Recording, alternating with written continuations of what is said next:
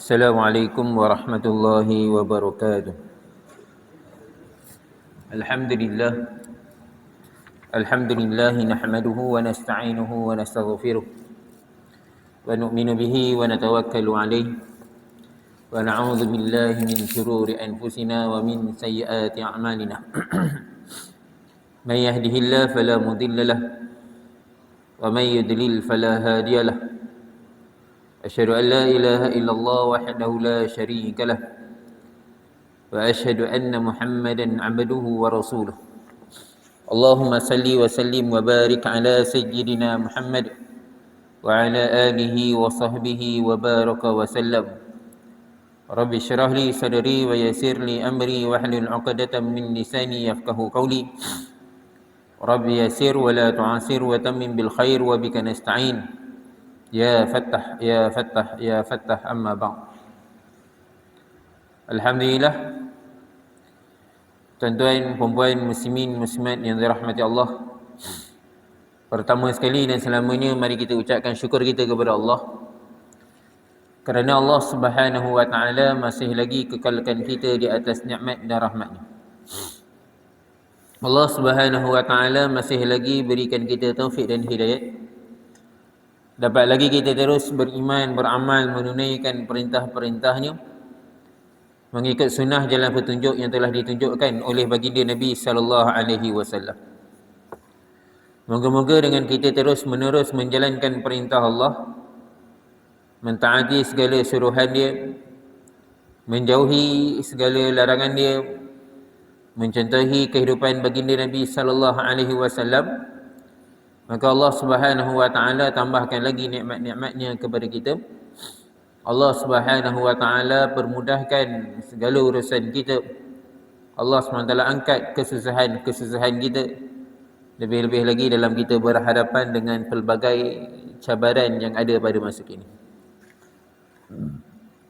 Tuan-tuan muslimin yang dirahmati Allah, insya-Allah pagi ni kita akan sambung kitab pengajian kita, kitab Minhajul Abidin, Jalan Para Abid, susunan daripada Imam Al-Ghazali rahmatullah alaih. Kita dah masuk kepada aqabah yang ketiga. Aqabah yang ketiga iaitu penghalang. Sebelum ni kita dah lalu dua aqabah. Aqabah yang pertama ialah ilmu. Aqabah yang kedua ialah taubat. Imam Ghazali susun beberapa aqabah, susunan, turutan, tertib ni tuan-tuan muslim yang dirahmati Allah. Ini adalah tertib bagaimana satu orang hamba Allah Ta'ala nak menyempurnakan diri dia sebagai hamba. Tentu-tentunya tuan-tuan muslim yang dirahmati Allah, untuk seseorang dia menunaikan perintah Allah, cara yang ditunjukkan oleh baginda Nabi sallallahu alaihi wasallam, dia memerlukan kepada ilmu. Perlu kepada ilmu, pengetahuan apakah perintah Allah, apakah sunnah baginda Nabi sallallahu alaihi wasallam, apakah yang dilarangkan oleh Allah Subhanahu wa taala. Baru dia dapat tahu bagaimana nak sempurnakan sesuatu perintah Allah, cara yang dikehendaki. Bermula dengan ilmu. Kemudian bila dia dah tahu, maka untuk perkara pertama untuk dia dapat kekuatan dalam beramal adalah dia perlu bertobat. Taubat maksudnya dia perlu meninggalkan dosa-dosa yang pernah dilakukan. Saya pernah nyatakan sebelum ni tuan-tuan muslim yang dirahmati Allah, antara sebab seseorang itu jadi susah untuk beribadat kepada Allah Taala adalah kerana apa? Kerana dosa yang ada lagi terpalit, masih lagi belum diampunkan oleh Allah Taala pada diri dia. Kerana dosa itu tuan-tuan muslimin yang dirahmati Allah, seorang hamba Allah Taala itu tidak dapat menunaikan perintah Allah, jadi berat untuk tunaikan perintah Allah kerana ada dosa. Jadi kerana itu tuan-tuan muslimin yang dirahmati Allah, perlukan dengan taubat. Syarat taubat dia kita bincangkan. Dia kena kena tinggalkan kejahatan yang pernah dia lakukan, perbuatan yang kemungkaran yang dia pernah lakukan. Dia kena kena menyesal dengan perbuatan tersebut. dan dia kena berazam tidak akan melakukan perbuatan tersebut. Kalau berkaitan dengan orang lain, dia kena mohon maaf kepada orang yang pernah buat jahat, buat zalim. Kalau ada berkenaan dengan harta, dia kena pulangkan. Tak boleh nak pulangkan, dia kena mohon maaf, kena minta dihalalkan. Ini taubat. Dan insya-Allah pagi ini tuan-tuan muslimin yang dirahmati Allah, kita akan bincangkan akabah yang ketiga. Ini yang menjadi antara penghalang lain yang menyebabkan seseorang itu susah untuk beribadat. Penghalang ibadat. Kemudian wajib ke atas anda, wahai penuntut ibadat, menolak segala penghalang sehingga ibadat anda mantap lurus. Semoga Allah Subhanahu wa taala memberi taufik kepada anda. Selepas kita dah lalukan tentang taubat, maka kita kena tahu juga apa lagi penghalang-penghalang menyebabkan kita ni susah nak ibadat. Supaya apa? Supaya kan bila kita menolak segala penghalang ni, maka ibadat kita lebih baik lagi. Kan? Kekuatan ibadat, nak buat ibadat dah ada dah. Tapi bagaimana kualiti ibadat tu nak diperbaiki? Kan faham?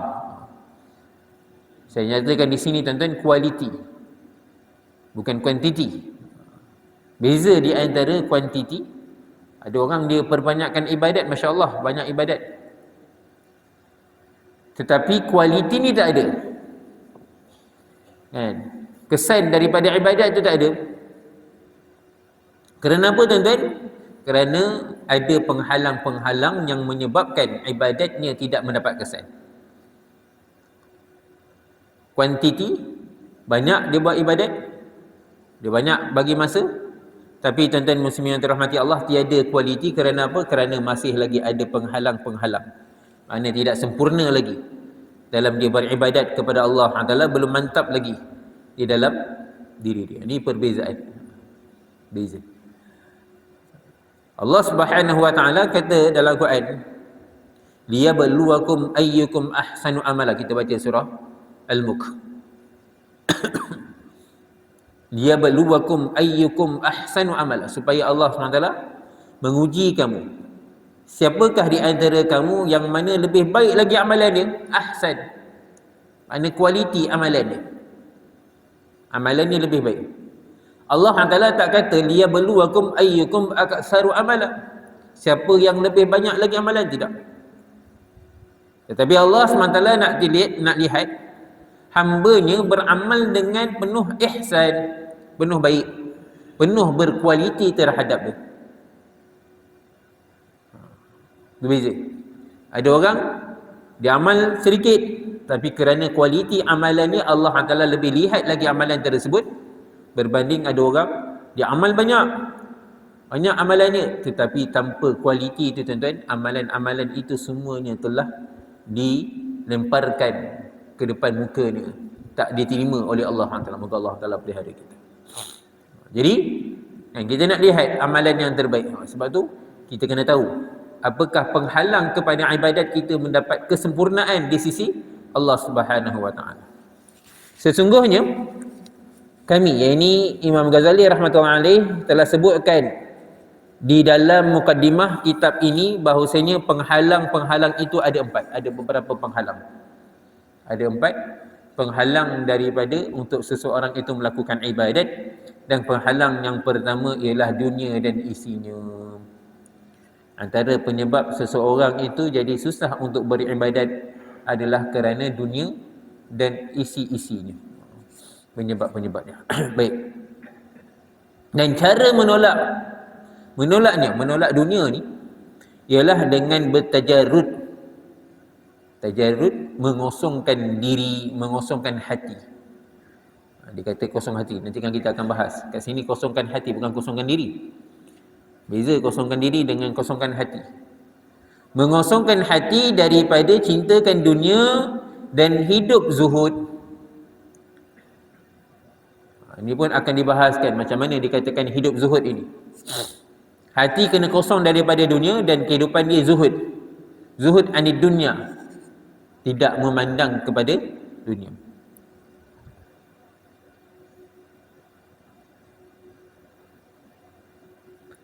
Hanya anda wajib bertajarud dan berzuhud kerana dua perkara, iaitu sebab apa kita kena bertajarud? Tajarud iaitu mengosongkan hati daripada dunia, dan berzuhud daripada dunia ni tuan-tuan muslimin yang dirahmati Allah, dua perkara. Iaitu pertama, supaya ibadat anda itu mantap, lurus dan banyak. Maka sungguhnya gemar kasih kepada dunia itu menyebabkan anda sibuk zahir dan batin. Secara zahirnya anda sentiasa sibuk siang dan malam dengan menuntut habuan dunia, manakala batin anda pula memendam keinginan terhadap dunia, sehingga kan menjadi tajuk percakapan hati. Sedangkan kedua-duanya, yakni zahir menuntut dunia dan batin keinginan kepada dunia itu akan menghalang ibadat, kerana sesungguhnya diri kita ini satu dan hati juga satu. Tuan-tuan muslimin yang dirahmati Allah, bila hati ni ada rasa cintakan dunia, ada keinginan dunia, cintakan dunia. Tuan-tuan muslimin yang dirahmati Allah, selalu sebelum ni pun saya pernah ingatkan, pernah ceritakan tuan-tuan muslimin yang dirahmati Allah, dunia ni keperluan. Dunia ni adalah satu keperluan. Akhirat kita ni adalah tujuan ataupun tuntutan. Ada orang tuan-tuan muslimin yang dirahmati Allah, dia buat gambaran. Yang ulama buatkan gambaran, akhirat ni dijunjung, dunia ni dijinjing. Mungkin tuan-tuan biasa dengar ataupun pernah lihat. Akhirat ni diletakkan, dijunjung, diletakkan di atas kepala, dijinjing, dijunjung. Manakala dunia ni tuan-tuan muslimin yang dirahmati Allah dipegang dengan tangan, dijinjing, bawa. Bila akhirat kita goyang, lemah, satu perkara yang dijunjung dengan perkara yang dijinjing, maka akan lebih kita berhati-hati memeliharanya adalah perkara yang dijunjung di atas kepala tu. Maknanya apa dia tuan-tuan? Bila akhirat ni dalam keadaan goyang, lemah, ada sesuatu berlaku, maka kita akan lepaskan apa yang kita jinjing tersebut dan kita akan tumpukan apa yang dijunjung. Hakikatnya tuan-tuan muslimin yang dirahmati Allah, yang dijunjung itu lebih diutamakan berbanding yang dijinjing. Begitulah keadaannya akhirat ni tuan-tuan muslimin yang dirahmati Allah. Akhirat ni kita akan lebih utamakan.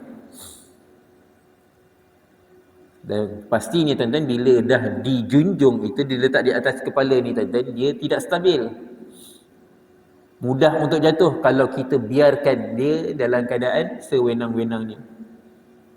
Tak usah senang. Benda yang dijunjung ni sentiasa kita berhati-hati dengannya berbanding dengan yang dijinjing. Maksudnya kalau kita ada apa-apa masalah kita dengan akhirat kita, maka kita kena tinggalkan dunia kita dan utamakan akhirat kita. Itu sebenarnya. Dan hakikatnya tuan-tuan muslimin yang dirahmati Allah, akhirat ni memang kita bermasalah. Kita tak tahu macam mana pengakhiran kita. Banyak perkara-perkara yang mana kita telah abaikan, banyak yang mana kita telah tinggalkan. Menyebabkan akhirat kita ni dalam keadaan sangat-sangat tidak stabil. Maka perlu kita utamakan akhirat kita. Itu satu keadaan. Dan selalu saya bagi contoh tuan-tuan muslimin yang dirahmati Allah, kalau kita nak pergi dunia ni sebagai keperluan kita, akhirat ni sebagai tujuan tuan-tuan. Bila kita kata keperluan, kita tidak akan menghabiskan masa kita dengan keperluan. Perlu, bukan tak perlu. Betul, dunia perlu. Siapa kata dunia tak perlu? Dunia kan perlu. Dia keperluan. Tetapi keperluan itu hanya sekadar keperluan yang mana bukan kita nak habiskan masa dengan keperluan. Macam kita nak pergi berjalan, bersafar ke Kuala Lumpur misalnya, kan, perjalanan lebih kurang dalam 3 jam. Dalam perjalanan tersebut kita ada keperluan, nak makan misalnya, nak buang air, tuan-tuan muslimin yang dirahmati Allah. Jadi bila kita nak sempurnakan keperluan kita, nak makan, penat letih, berhenti kejap minum kopi. Ada orang berhenti kejap, dia lelap kejap, 5 minit 10 minit pun tak apalah, jadi lelap, tidur kejap supaya dia hilang sikit rasa mengantuk tu. Ini keperluan. Dia tidak akan habis masa dia dengan dia makan sungguh-sungguh berjam-jam, tidak. Dia tak akan habiskan masanya duduk dalam tandas lama-lama. Dia tak akan habiskan masa dia dengan dia rehat, tak. Bahkan dia akan segerakan keperluan dia, dan selesai sahaja keperluan dia, dia terus segera untuk menyelesaikan. Dia akan tuju kepada tempat tujuan dia, tumpuan dia. Dan begitulah tuan-tuan, perempuan muslimin, muslimat yang dirahmati Allah, hakikatnya dunia dan akhirat kita. Dunia kita ni keperluan. Tapi kalau kita letakkan dunia kita dalam hati, dunia ni dia letakkan dalam hati, kan? Makna dia bila letak dalam hati ni tuan-tuan, dia menjadikan benda dunia ni menjadi kerisauan dia, kerusingan dia. Maka akan menyebabkan akhirat dia, tuan-tuan muslimin yang dirahmati Allah, tertunda-tunda, tak dapat nak diselesaikan. Berapa ramai tuan-tuan muslimin yang dirahmati Allah, kan, dia dah ada kemampuan, contoh, dia ada kemampuan, dah cukup dah keperluan dia tuan-tuan, simpanan dia puluh ribu ada, puluh ribu ada simpanan, Masya Allah. Tapi masih lagi tidak dapat menyempurnakan lagi tuntutan akhirat dia. Contoh dia macam tuntutan haji dan umrah, simpanan dah banyak dah.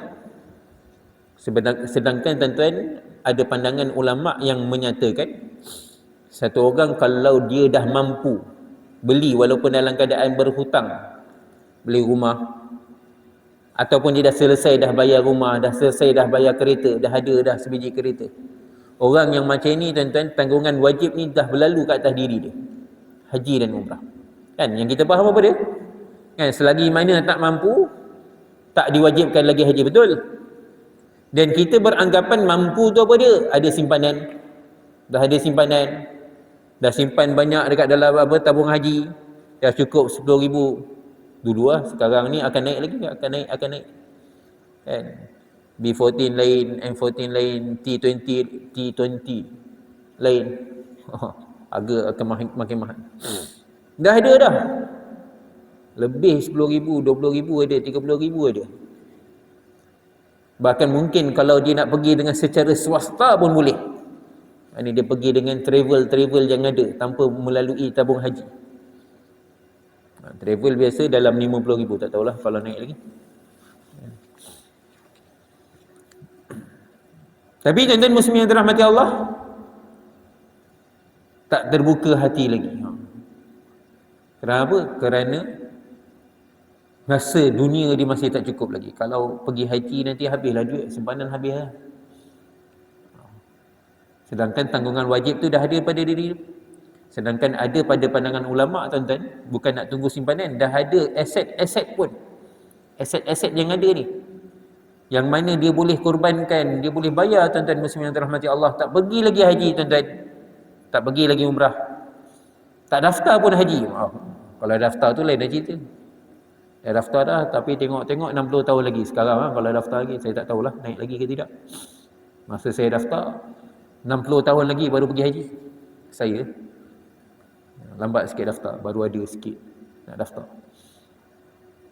60 tahun lagi baru pergi. Melainkan kalau kita mohon, moga Allah akan mudahkan. Ini daftar pun tidak. Simpanan dah banyak dah. Tak nak simpan dalam tabung haji. Ini cerita lain pula. Tak nak simpan dalam tabung haji, takut itu, takut ini, macam-macam. Kan? Akhirnya dia tak nak letak pun cagaran dia dalam tabung haji supaya dia boleh nak pergi haji. Tuan-tuan muslimin yang dirahmati Allah, kerana apa jadi macam ni tuan-tuan? Kerana cinta dunia, hubbud dunia, cinta kepada dunia. Orang takut untuk meninggalkan akhirat dia, nak tumpukan pada akhirat dia.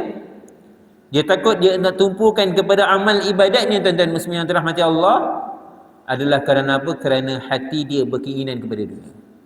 Fizikal dia sibuk nak cari dunia, hati dia sentiasa mengharapkan dunia. Ni masalah. Luaran dia sibuk nak cari dunia, kalau aku tak kerja macam mana nak buat? Ada satu orang ulama, satu orang ustaz, satu orang guru. Dia mungkin pengendali sesebuah madrasah. Pengendalilah madrasah ni tuan-tuan. Zahirnya kebanyakan madrasah yang ada di Malaysia ni tuan-tuan, kebiasaannya kewangan madrasah tu tak berapa cukup. Kan antara sebab faktornya tuan-tuan muslimin yang dirahmati Allah, antara faktornya yuran yang diambil tu adalah sedikit sangat. Antara faktor. Kalau ambil mahal-mahal nanti takut orang tak datang mengaji. Jadi ambil berpada. Boleh lah. Kalau ikutkan rate sekarang tuan-tuan, kalau dikira lah dengan kemampuan orang ada hari ni tuan-tuan, tak kurang 400 dah nak ambil yuran daripada pelajar. Tapi berapa banyak madrasah lagi ada lagi ambil yuran 100, 100.5, ambil 200, 300, bawah daripada rate, daripada harga yang sepatutnya. Tapi nak bagi tahu kebiasaannya begitu.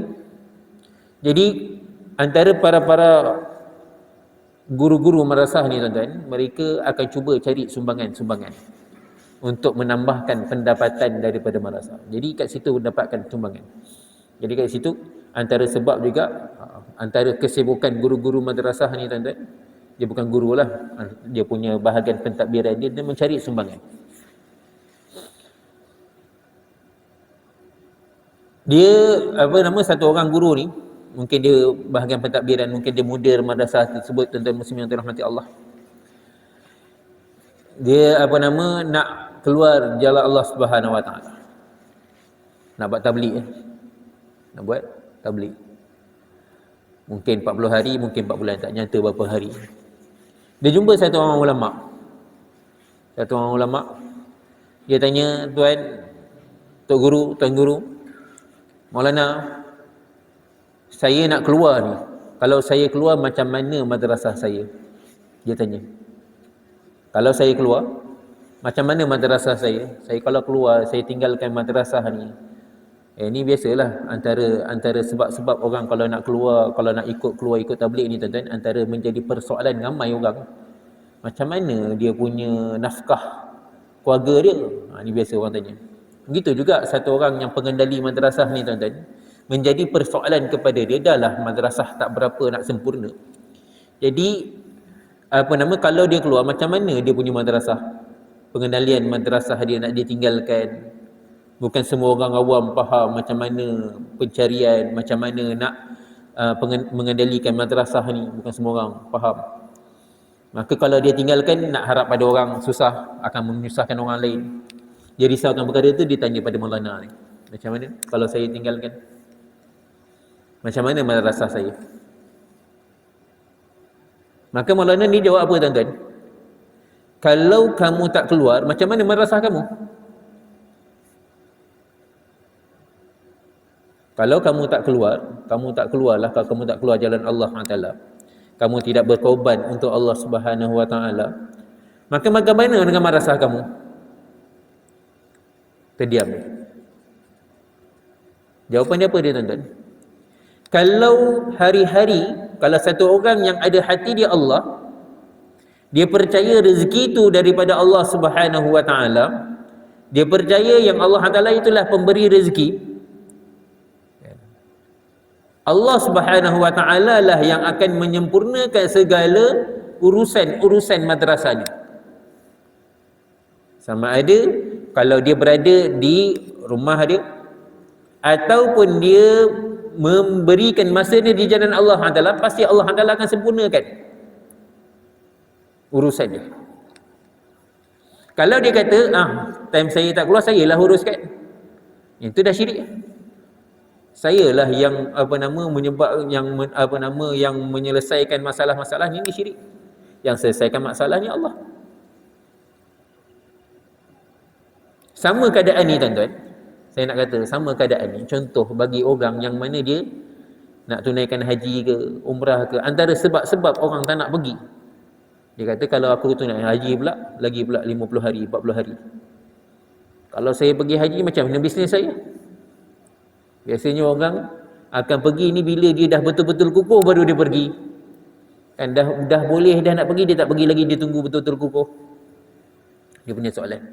Sedangkan tuan-tuan, perempuan muslimin muslimat yang dirahmati Allah, seperti mana kita di rumah kita, Allah Taala yang menyempurnakan segala urusan kita, dunia kita. Begitu juga bila kita berkorban diri kita di jalan Allah, kita bagi masa diri kita untuk Allah, sama ada kita berjihad ke ataupun kita habiskan masa kita dengan beribadat, contohnya tuan-tuan muslimin yang dirahmati Allah, Allah Taala juga yang menyempurnakan rezeki kita, dan lebih daripada itu, lebih lagi Allah Taala sempurnakan bila kita bagi masa untuk Allah Subhanahu Wa Taala. Tapi berapa ramai yang yakin? Berapa ramai yang percaya ni? Ni sebab apa? Kerana hati bila ada hubbud dunia, dia risaukan dunia dia, maka dia takut untuk dia berkorban untuk Allah Taala, bagi masa untuk Allah, nak buat perkara-perkara, nak korban. Hari ni tuan-tuan, orang kalau nak bagi masa untuk diri dia, luangkan masa untuk diri dia di jalan Allah Taala, dia menjadi satu bebanan pada diri dia, masya-Allah. Kalau nak bagi duit infak, insya-Allah, masya-Allah ramai hari ni kalau nak bagi infak, nak belanja ni insya-Allah, tak banyak, sikit dia bagi, masya-Allah, alhamdulillah. Tinggal lagi kalau nak nak mengorbankan diri dan masa, itu banyak yang mana terkorban. Susah. Orang nak buat ikhlas ni tuan-tuan susah. Ikhlas ni maksudnya, ikhlas yang dimaksudkannya, dia tak minta tuntutan, tak minta habuan secara zahir. Habuan secara zahir, nak bagi masa tanpa ada apa-apa, nak bagi ikhlas je, tak boleh. Susah. Ni kerana apa tuan-tuan? Kerana hubbud dunia, kerana ada cinta dunia, maka Allah Taala pelihara kita. Jadi itu sebabnya bila diri fizikal dia, luaran dia sibuk nak cari dunia, hatinya mendambakan, mengharapkan akan dunia, maka kerisauan ini tuan-tuan muslimin muslimat yang dirahmati Allah telah menyebabkan dia susah untuk dia mengutamakan akhirat dia. Maka Allah Taala berikan kita kekuatan. Maka apabila hati sibuk dengan sesuatu perkara, nescaya ia akan terputus dari yang lain, iaitu lawannya. Bila dia sibuk sesuatu perkara, dia akan tinggalkan lawannya. Ni kat sini Syekh Imam Al-Ghazali rahmatullah alaih, dia buatkan satu perumpamaan. Sedangkan perbandingan dunia dan akhirat itu seumpama dua wanita yang bermadu. Satu orang lelaki yang mempunyai dua orang, satu orang suami mempunyai dua orang isteri. Dia ada dua orang isteri. Jika anda dapat menyukakan hati yang seorang menjadi redha, nescaya anda akan membangkitkan kemarahan yang seorang lagi. Ni susahnya bermadu. Susah nak bermadu. Sebab apa? Dia nak bagi sama rata, sedangkan tak boleh nak bagi sama rata. Nak bagi sama rata tak boleh. Mesti yang sebelah sini akan diutamakan, mungkin yang sebelah sini mungkin akan dikurangkan, mengikut keadaannya. Sebenarnya tuan-tuan, orang kalau madu ni ada anak ada 3 orang, yang madu ni anak tak ada anak, kat situ pun ada dah lebih kurang dah kat situ. Ini yang anak, yang bini pertama, isteri yang pertama ada 3 orang anak, yang isteri kedua tak ada anak lagi, maka perbelanjaan kepada isteri pertama tu mungkin dapat lebih, yang isteri kedua kurang. Itu pun tuan-tuan boleh membangkitkan kemarahan. Sedangkan itu secara adil tu, nak dibahagikan secara adil. Dah adil pun dia akan nampak lagi ketidakpuasan. Nabi SAW ajar nak adil bila bersama dengan isteri-isteri ni tuan-tuan. Bila nak berjalan, nak bersafar, maka cabut undi. Tengok tuan-tuan, bila cabut undi keluar yang seorang tu je. Asal cabut undi keluar yang seorang ni. Asal cabut undi keluar yang seorang ni. Dah nak cara adil ni cara adil ni pun tak dapat juga. Nak bagi sama rata, gila-gila. Kali ni yang seorang nombor 1, yang kali akan datang nombor 2. Tengok pergi yang hari tu lagi best lagi daripada pergi yang kali ni. Tak adil lagi. Susah nak hidup bermadu. Mana ni nak bagi tahu apa dia tuan-tuan? Bila diutamakan satu, yang lagi satu akan nampak ada kemarahan dia. Bukan diutamakan pun, nak dapat adil pun pasti akan datangnya kemarahan yang lagi satu, isteri yang kedua. Misal. Contoh yang lain juga, Imam Ghazali letakkan kan, contoh yang diibaratkan tegasnya lagi, kedua-duanya, yakni dunia dan akhirat, diibaratkan seperti masyriq dan maghrib, timur dan barat. Umpama dia seumpama timur dan barat. Dunia dan akhirat ni seumpama timur dan barat. Contohlah kita letakkan sekarang ni timur, bila sebut timurnya itulah akhirat kita. Kan? Timur kita punya kiblat. Barat ni dunia. Kan? Biasa kalau sebut barat kita akan sebut nampak dunia. Contoh. Kalau kita sibuk ke arah timur, jika anda cenderung ke arah salah satunya, kita cenderung ke arah barat contohnya. Bila kita pergi ke barat, maka kita akan tinggalkan yang timur. Sibuk ke arah barat, kita sibuk dengan usaha barat, maka ketimuran kita akan tertinggal. Dia tak jadi. Bila sibuk sebelah timur, maka yang barat pula yang akan tinggal. Dia tak jadi dua-dua dia. Tak ada orang boleh ke timur ke barat dua-dua dia, tak.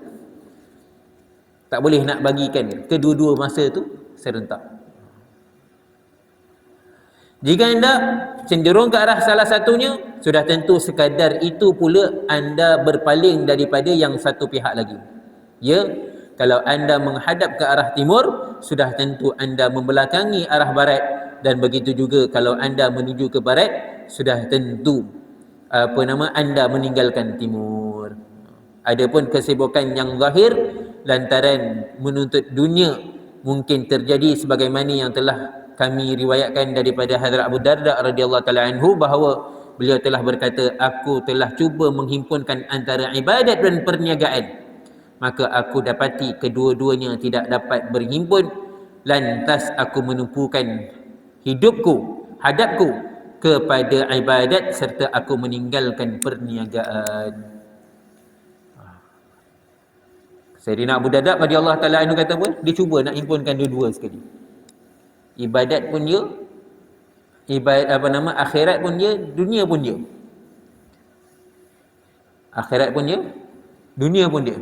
Ibadat dan dia punya ibadat, dan dia juga perniagaan dia. Nak cuba himpunkan dua-dua sekali. Dan dalam nak beribadat, dalam nak berurusan dunia. Ada keadaan tuan-tuan muslimin yang dirahmati Allah, kita nampak macam boleh ni nak himpunkan sambil-sambil ibadat, kita buatlah bersedekah, sambil-sambil kita berniaga kita wujudkan sedekah, sambil-sambil berniaga kita boleh berzikir, sambil-sambil berniaga kita boleh tutup masjid, tutup kita punya kedai kan, waktu solat kita solat. Dia nak himpunkan dua-dua secara zahir. Macam saya kata tadi lah tuan-tuan, kalau dia, hati dia terlalu mencintai dunia, maka dia akan jadi beban untuk meninggalkan dunia dia untuk tumpu kepada akhirat dia. Kalau dalam hati dia ada cinta dunia, dan kerana hati dia mendambakan inginkan dunia, maka luaran dia akan sibuk mendapatkan apa yang diinginkan hati dia. Sekarang ni contoh kan, satu orang bawa Grab, bawa Maxim kan, dia dah azam lah, dia ingin kalau waktu solat nanti kan tinggal berhenti kan, solat di masjid contoh dia tuan-tuan. Tuan-tuan muslim yang dirahmati Allah Taala, nak uji dia, awak betul-betul ke nak berhenti solat, ataupun awak nak tumpu kepada Grab awak contoh. Tiba-tiba waktu solat order masuk. Sebelum waktu solat tuan-tuan tak ada order, tak ramai pun, tak ramai orang nak cari, kami tunggu lama dah. Tiba-tiba nak masuk waktu solat, masuk dia waktu solat tuan-tuan, lagi setengah jam, lagi 15 minit lagi nak masuk solat, nak azan. Tiba-tiba ada panggilan, 2-3 panggilan, nak ambil mana satu. Tengok mahal pula, Allah Akbar. Kalau tak buat nanti kan tak dapat.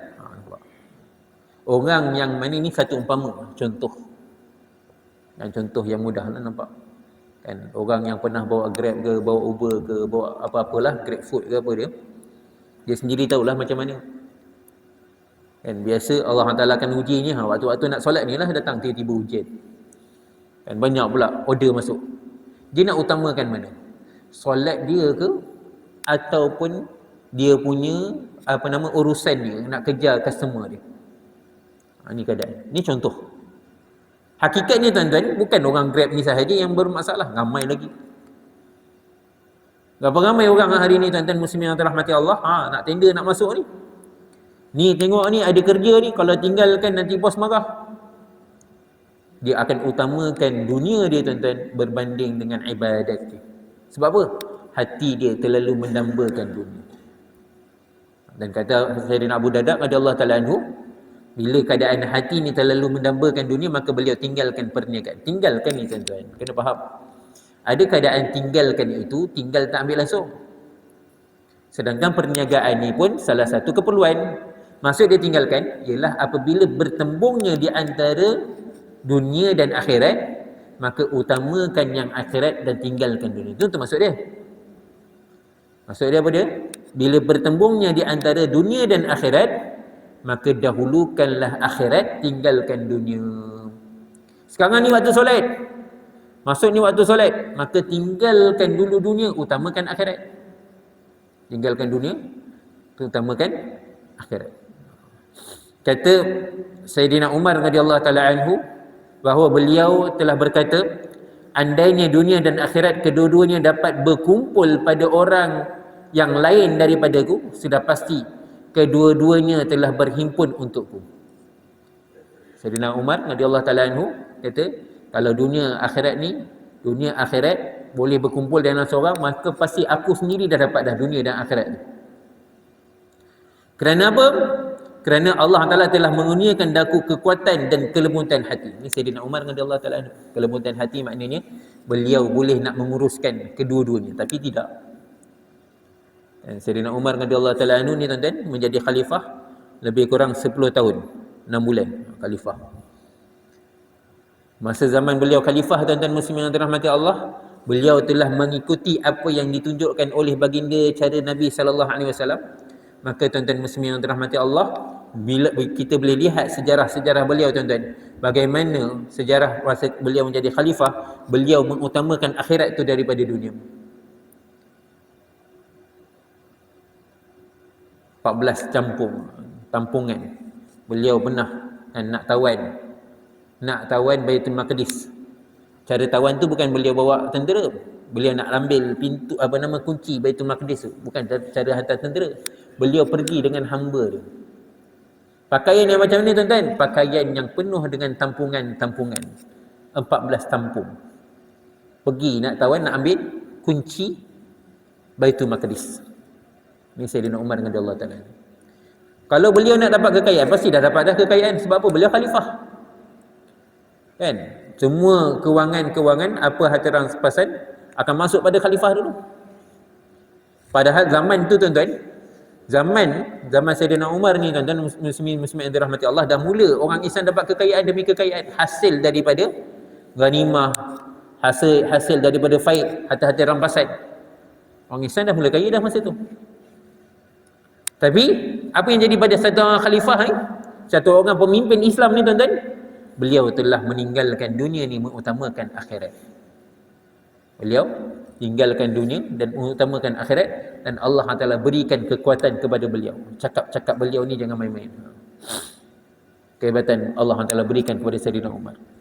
Bahkan dalam riwayat hadis pun Nabi sallallahu alaihi wasallam ada Sayyidina Huzaifah radhiyallahu taala anhu menyampaikan kepada Sayyidina Umar radhiyallahu taala anhu.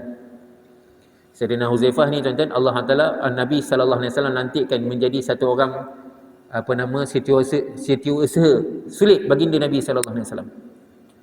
Dia menyimpan rahsia-rahsia daripada baginda Nabi sallallahu alaihi wasallam. Antara salah satu rahsia, tuan-tuan muslimin yang dirahmati Allah, yang dapat saya faham, Sayyidina Huzaifah pernah bagi tahu kepada Sayyidina Umar bahawasanya zaman Sayyidina Umar ni tak ada pemberontak.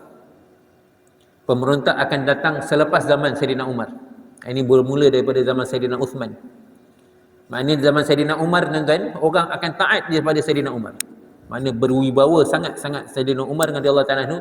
Tak ada siapa berani nak mencabar Saidina Umar radhiyallahu ta'ala anhu. Keadaan kehebatan yang ada pada Saidina Umar.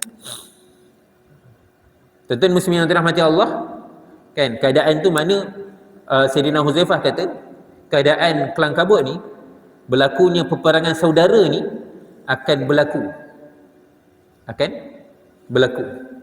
Tapi sekarang dia masih ditutup.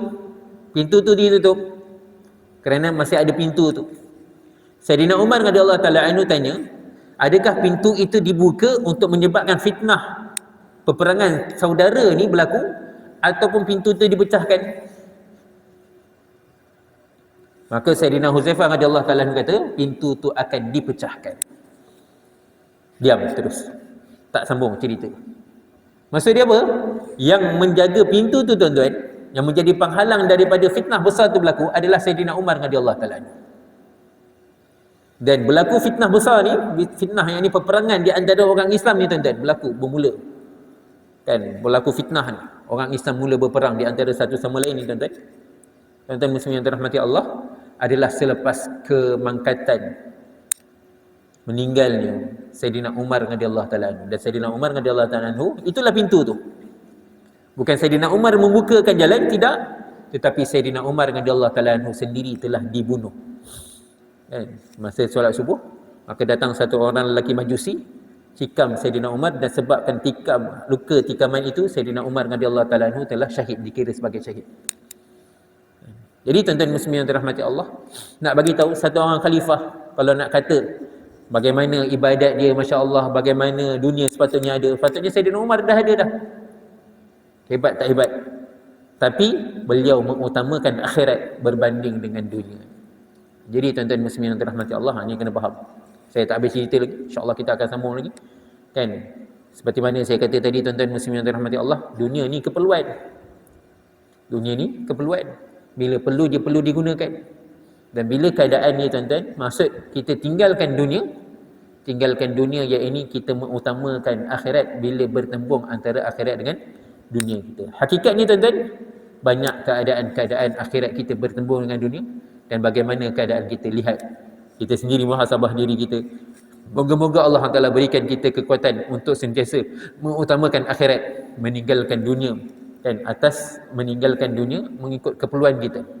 Kan, kurangkan dunia kita kerana kita nak melebihkan akhirat kita. Jadi tuan-tuan muslimin yang dirahmati Allah, saya rasa sampai sini sahaja. Moga yang baik ini datang daripada Allah, yang lemah kurang kelemahan diri saya minta maaf, minta ampun. Kita tutup majlis atas tasbih kafarah dan surah Al-Asr. Subhanallah bihamdihi, subhanakallah bihamdika, asyhadu an la ilaha illa anta, astaghfiruka wa atubu ilaik.